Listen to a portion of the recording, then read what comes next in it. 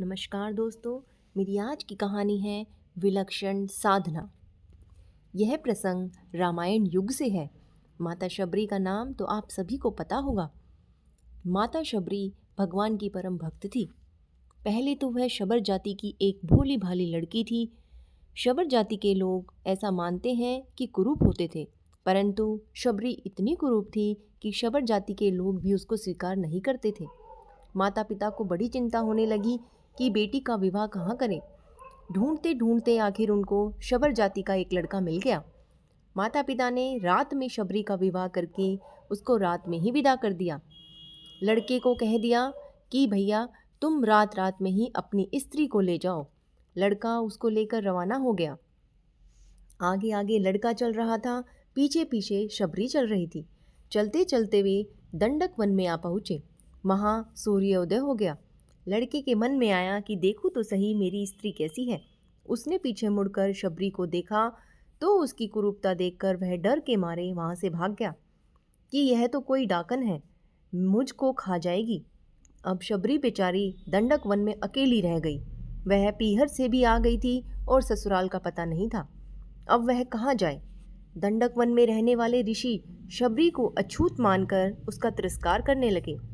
वहाँ मतंग नाम के एक वृद्ध ऋषि रहते थे। उन्होंने शबरी को देखा तो उस पर दया आ गई। उन्होंने कृपा करके उसको अपने आश्रम में शरण दे दी। दूसरे ऋषियों ने उनका बड़ा विरोध किया कि आपने अछूत जाति की स्त्री को अपने पास रख लिया है, परंतु मतंग ऋषि उनकी बात नहीं मानते। उन्होंने बड़े स्नेहपूर्वक शबरी से कहा, बेटी तुम डरो मत, घबराओ मत, मेरे पास रह जाओ।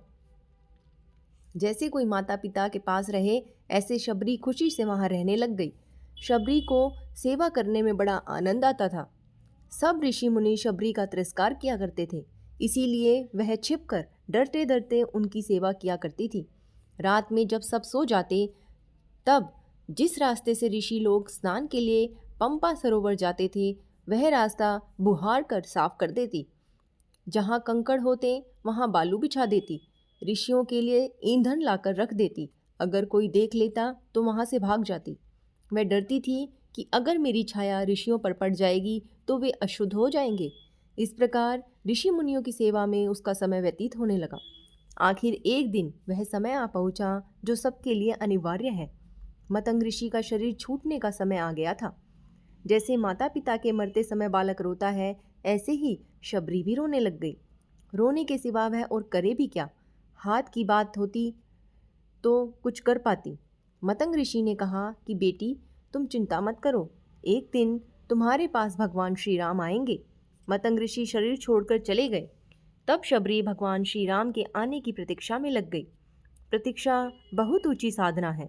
इसमें भगवान का विशेष चिंतन होता है। भगवान का भजन ध्यान करते हैं तो वह इतना सजीव साधन नहीं होता, निर्जीव सा होता है, परंतु प्रतीक्षा में सजीव साधना होती है। रात में किसी जानवर के चलने से पत्तों की खड़खड़ाहट भी होती तो शबरी बाहर आकर देखती कि कहीं मेरे राम तो नहीं आ गए।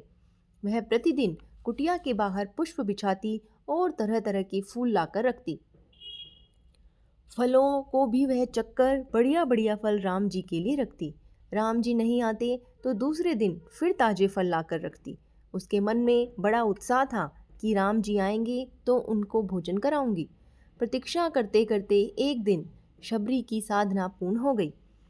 मुनि के वचन सत्य हो गए। भगवान श्री राम शबरी की कुटिया में पधारे।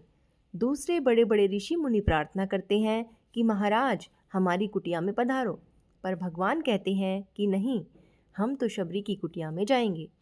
जैसे शबरी के हृदय में भगवान से मिलने की उत्कंठा लगी है, ऐसे ही भगवान के मन में भी शबरी से मिलने की उत्कंठा लगी है।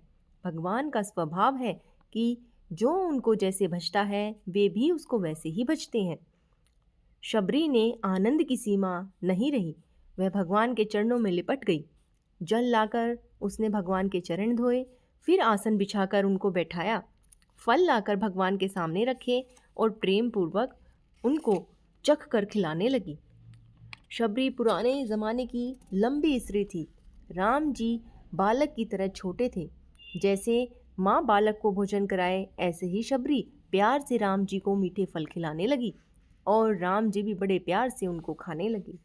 दोस्तों, ये कहानी हमें ये सिखाती है कि सच्ची साधना एक दूसरे से प्रेम करने में ही है, क्योंकि हम सब उस ईश्वर द्वारा निर्मित हैं और एक दिन उसी ईश्वर में विलीन हो जाएंगे। अतः इस छोटे से जीवन में प्रेम, विनम्रता और सरलता से जीवन को आनंदमय बनाने का प्रयत्न करते रहना चाहिए और सभी प्राणियों से सदा दया भाव रखना चाहिए। धन्यवाद दोस्तों। अगर आपको मेरी ये कहानी पसंद आई हो तो इसे लाइक और शेयर करें और मेरे चैनल अक्षर स्टोरीज़ को सब्सक्राइब करें ताकि आपको ऐसी ही प्रेरणादायक कहानियाँ सुनने को मिलती रहें।